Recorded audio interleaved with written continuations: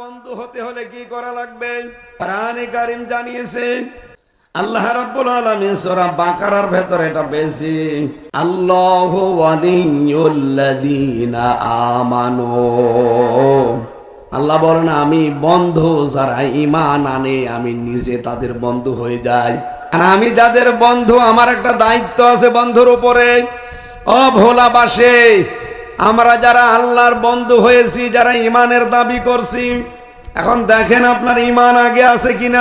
হয়তো আল্লাহ আপনাকে জীবনও বন্ধু হিসাবে মানবে না।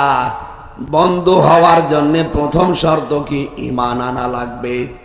এই পৃথিবীতে এখন 810 কোটির উপরে মানুষ আছে, মাত্র 175 কোটি আমরা মুসলিম।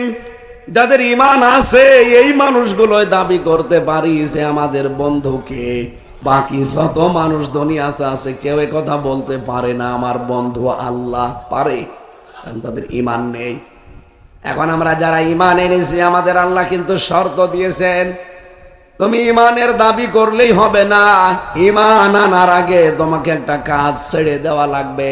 ফামাই ইয়াকফুরু বিত-তাগুত ওয়া ইউমিন বিল্লাহ। সূরা বাকারার 256 নম্বর আয়াতের মাঝের অংশে আছে, কোন মানুষ যদি ঈমান আনতে চায় আল্লাহর ঘোষণা তাকে তাগুত ছাড়া লাগবে। তাগুত ছেড়ে দিয়ে যদি ঈমান আনতে পারেন লাং ফিসামালাহা, জীবন ওই ঈমান ধ্বংস হবে না।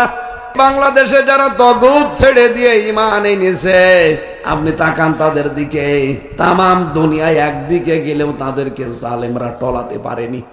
বরিশাল বিভাগের কৃতি সন্তান ডক্টর শফিকুল ইসলাম মাসুদ, এ পটুয়াখালী বাড়ি, 57 দিন রিমান্ডে ছিল।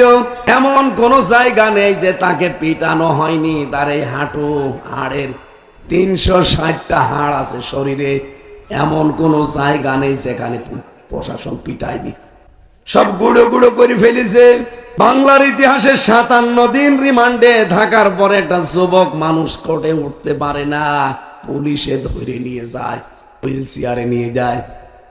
বলেন তো এত কিছু করার পরও জালেমরা তাকে এক চুল টলাতে পেরেছে। ঈমান এনেছিল কিন্তু তাগুত ছেড়ে দিয়ে। বাংলাদেশে বহু মানুষকে আমরা ঈমানের দাবি করতে দেখছি, বহু হাসি, বহু আলেম, বহু পীর, বহু নামাজি, তারা ঈমানের দাবিও করে কিন্তু তাগুত ছেড়ে না দিয়ে।